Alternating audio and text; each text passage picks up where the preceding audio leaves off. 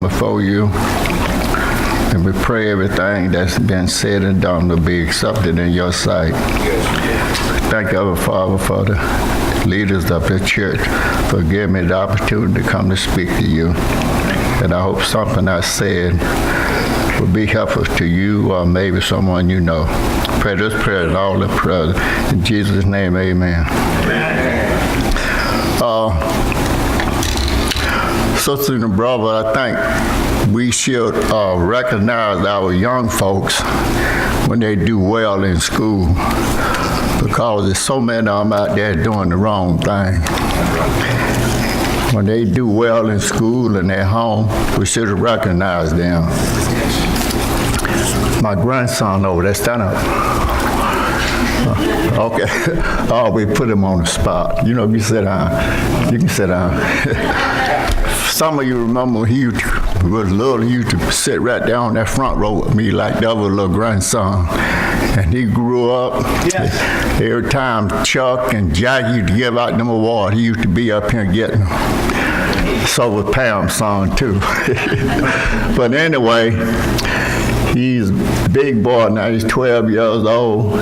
He make all with A's and step a couple of B's. He plays football and he's real good. Randy have been up there with me to see him play, and I'm tell you, he can play. And I'm glad he's doing what he's doing. Me and his grandmama are taking back home a little later on this afternoon.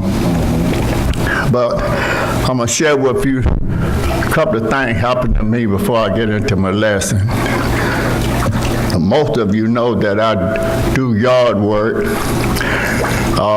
and for me to get my equipment around, I put it on the back of my truck. And in order to get it up there, you got a couple of ramps I put up there. You got to be in a good location in order to get it up and to get it off. And I ride the lawnmower up on the truck. And three times as I was coming off the truck, the lawnmower got held up on the ramp, and they pulled it down, and the lawnmower ended up on the ground on top of me. But the lawnmower doesn't weigh a whole lot, but it's still heavy, you know, but I was blessed not to get hurt. And also I also drive for the car dealership, and we ride in the van, that's like the church van, to wherever we got to go, and we to get the cars and bring them back. And this particular time, one of the cars wouldn't start, so we had to jump the car off. And when you put that van in park, you got to jam it up real hard. If it don't, it'll stop in reverse. And that's what happened, but I didn't really know. So I went around to give the truck some gas, and I was standing on the ground, and I gave it gas. It backed up and snatched me up under it. And it ran over my foot and ran across my kneecap. And I was hollering, everybody was coming around to see what was going on, and it rolled back over my kneecap and landed on my foot, and finally they got it off of me. Now you would think that all of that weight, which is on the front of the truck where the motor at, would have crushed my leg. And that's what everybody was thinking. But Lord knows it blessed me not to do that. When I went to the doctor, and she said that it was a miracle that that van had crushed my leg, but all that weight, by me being small like I am, she said, but if it had been a big person, it would have been still bad with all that weight that wanted to crush my leg. Good Lord knows if it had crushed my leg, I'd have been out of commission. But anyway, I'm getting into my story now. my mother, she moved into the Sunset Home, and for you who don't know, the Sunset Home is down below T.W. Joseph. It's not there anymore. It's a senior citizen home there now. But anyway, she moved there somewhere in I believe it was somewhere around in the middle of the 50s. And it was 3 of us. It was 5 of us in the family. 2 of my sisters was away with other relatives. So it was just me, my sister, and my brother, which is the baby. And once you get in that project there, all the young folks know each other. And it wasn't long before I started hanging out with the guys my age. And during the summertime when school is out, we would go around to the stores and steal, and never got caught. So if you're doing things wrong and you don't get caught, you tend to move up a little higher. It's just like elementary, middle school, and high school. You move a little higher. And that's the way it was with us. And as I grow a little older, got into my teens, it was about 8 of us used to hang together all the time, sometimes down to 10, but mostly 8. We would go downtown, and then we would divide up in 2s, and we would shoplift. And we never got caught. And we would steal anything that was presentable, and we would bring it back and put it all together, and they would divide what we have up. And so that was something like middle school.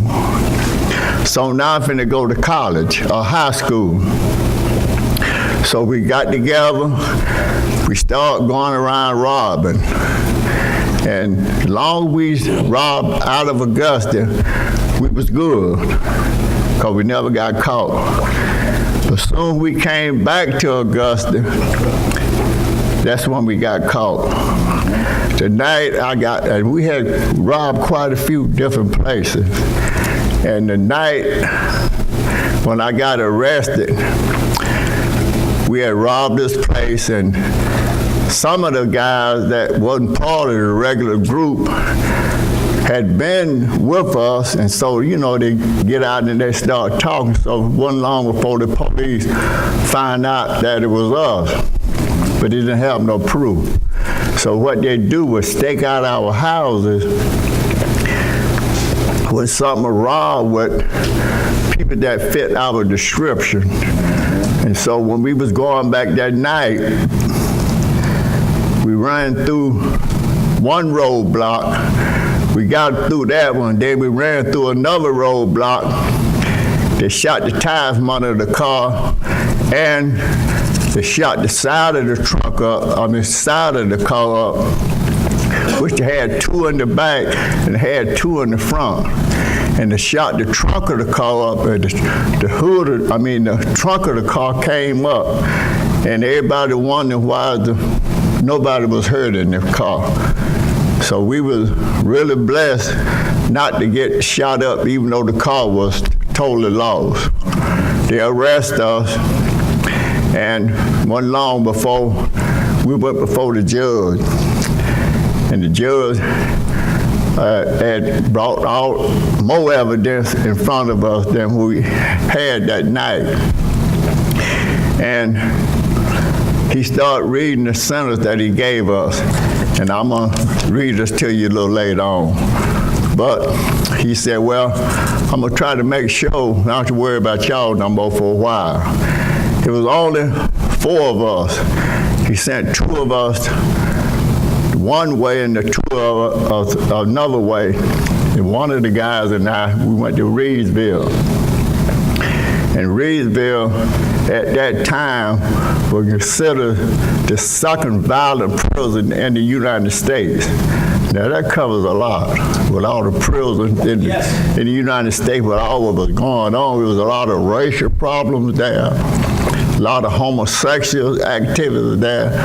And after I got there, most guys that's locked up, depends on the family to send them stuff, to go to the store and smoke and stuff like that. But I didn't have that, so First thing I did to see what was going on, and I started dealing in drugs, doing level work. My older sister worked at the telephone company, and all the level work I could send her, she would sell it for me. And all the marijuana I could get and sell it, my money didn't take long for it to start piling up. And I was doing real good. And then a riot broke out, one of the worst in the state of Georgia.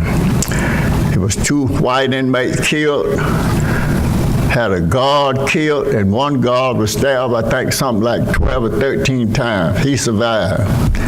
And that was a rough day. Happened in July. It was real hot. So my counselor told me, he said, you need to get out from over here, you know, because she said, you have a good record. And institution record that was, not a street record. So you got a good record, so you need to get to a prison where you ain't got all this violence going on. And he got me transferred.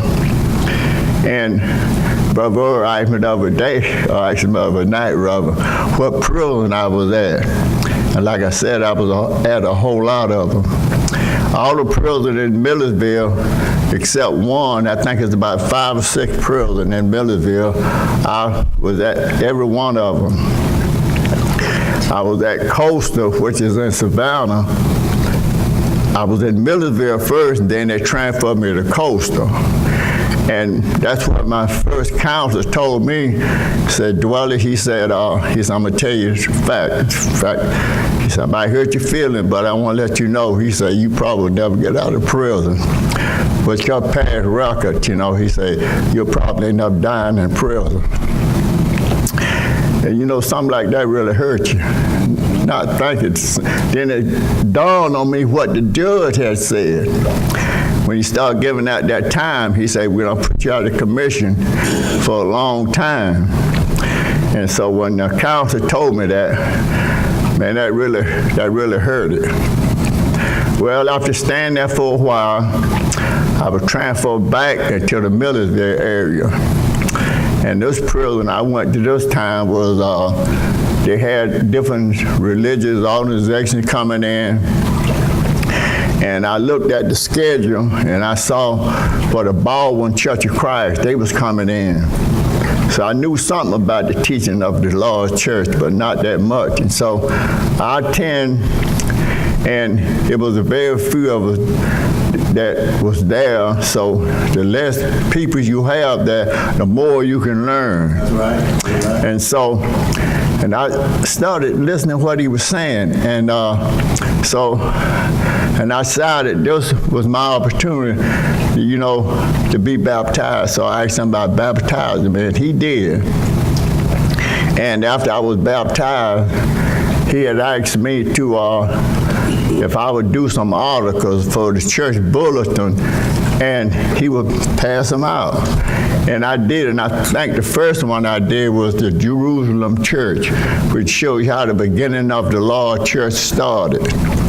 And to show you about all the rest of the church, you know, was just out there. And so after I did that one, I think the second one I did was being a Christian in prison. Because I don't know what it's like there now, although there's a lot of violence going on. But when you're in prison, being a Christian, you know, you go through all kinds of bad stuff. People consider you as being sisters. Some consider you as being the person that's trying to use the church in order to get out of prison. And you find all kind of con artists. And then the next one I did was about the Apostle Paul. You know, Apostle Paul, and I kind of compare myself like Apostle Paul. Although I hadn't killed nobody, Apostle Paul was a bad man. This Brother Earl and all you religious leaders could tell you, he was a bad man. And I had been through some of the same stuff, you know. And after a while, some of the articles started going out, and they went some everywhere. And that's how I met Tawana. I don't know whether it was through the articles I had written, but anyway, we started corresponding with each other. Now, Earl and Janet could have stopped her probably any time because she was a student, still a child living under their roof, because she had had problems before with the guy that had been writing her. They were trying to come on to her, you understand, to use for a lover or for a person to send her money. But I was the only one out of the three that never said nothing like that out the way to her, because that wasn't my purpose. That's right. And even after she and Kenny got married, I suppose Kenny could have stopped also, but he didn't. And so me and Tawana come real close friends, real close. I think her nickname was Sunshine, and my nickname was Sugar. We used to correspond like that, But anyway, as I was at this prison, and my counselor had told me there that I would never get out of prison. Now I want to back up a little bit. When I was in Reedsville, with all the violence going on and everything, I met people in prison of all walks of life, I met police officers, school teachers, lawyers, doctors, politicians. All of them had been in prison, and I had come in contact with all of them. They just go to show you, when you're up on that limb and your foot slip, you don't end up on the ground. And that's what happened to them. Now, get back to Millersville. When I was in Millersville, after I had accepted Christ into my life, and my counselor told me, she said, Dwelly, you'll never see prison. I'll never see freedom again. You'll probably end up dying in prison. And that's the same thing I heard before. And show you how the hand of God started working in my behalf. I worked in medical. I always had good jobs. I always had the best of jobs while I was in prison. And I worked in medical, around a lot of medication, around the females where you had to be trusted to have those jobs. And my counselor, not the counselor, chaplain had told me that somebody was going to be at Sunday service wanting me to be there, because she said, I know me and you had our disagreement because the way she taught, and I say the way the Bible teaches us to be taught. But she said, be at church, and I want you to have a person that might be able to help you get out of prison. And now I'm thinking about what the counselors had told me before, that I would never see freedom. I said, well, it won't hurt to go. And I did go, and there was 3 of us there that she talked with. Me and another guy had been locked up as long as I had another guy had been locked up 30 years. She spoke to all of us, and out of the 3, I was the only one that she helped. Now, that was the hand of God working in my behalf. So about maybe a month after I had talked with her, my counselor came around and told me, she said, Dwelly, she said, I don't know how you got this worked out. She said, but Dr. Pinkston, she was the lady that had came and talked with us. She said that Dr. Pinkston said that they're getting ready to let you go. And I said, well, I told her, I said, Miss Carroll, I said, well, first you got to understand that when man say no and God say yes, I said, that's what counts. That's right. You know what I mean? I said, it doesn't matter. I said, even you told me that I would see freedom. I said, but now you come and telling me that I'm finna go. You know what I'm saying? She said, well, I'm glad. And she said, I have never put my hands around the inmate before. She said, but I want to hug you because she said, I just don't believe you'll be back because the way you carry yourself inside the institution, you know. So she said, and I'm glad. And so that Monday, I think it was, she came to me and told me, say, you finna leave in the morning. They'll send you to the halfway house. And man, I tell you the truth, I felt like the whole world had lifted up off of my shoulder. I couldn't help from crying, and she started crying, and we both was ever crying. So she said, let me go, because you folks will think something wrong. And but she said, let me hug you again, and she did. And that Tuesday morning I left. And I'm telling you, it was a lift off of my shoulder. I want to read this rap sheet. This is all the stuff that the judge had sentenced me for. The first one is a robbery by force. I got 18 years for that. Then I got another robbery case, 3 counts, 15 years on each count, running consecutive, which means that out of the 15 years, I had to do one and come back and do another one and come back and do another one. That's 45 years. Yeah. Plus the 18 years. All right. Came back again with a robbery charge, 5 years. A burglary charge, 3 years. All of them running consecutive. Then I got theft, trying to escape. Then I come down again with armed robbery, life, 5 counts, consecutive. Now how can a person do life 3 times? You only got 1 life. I come back again, and I got 20 years served consecutive, and I got another 20 years. Now, I don't know how much all that adds up to. You probably have to get a calculator. But anyway, that's the first time I ever read this here. You know, and they mailed this to me after I had gotten out. And my parole officer told me, said, Dwelly, he said he had been working with the parole board 18 years. And he said, you the first person that I ever spoke up for. He said, they getting ready to drop all charges against you and make your record clean. Wow. And that's what they got about a pardon. You know, you pardon by man, and then I was pardoned by God.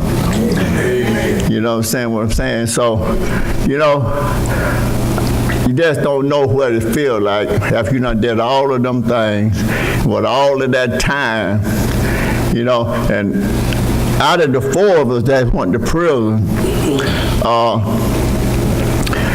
one of them is still there now, and they say he would never get out. And I got out in 2002, I think I got out. And when I was at the halfway house here in Augusta, I was invited to the Central Church of Christ to be a part of their congregation, to the Louisville Church of Christ, although I did visit them a couple of times, and the Denneck Street wanted me to come apart. But I came here because of Tawana, because her dedication to me. She stuck by me all them years. And I said, well, this is where I need to go. And I said 100 times probably, figure of speech, and I say it again, I think this is the greatest church in the world. Believe me, I think it's the greatest church in the world. I said, I think, you know. But you got some great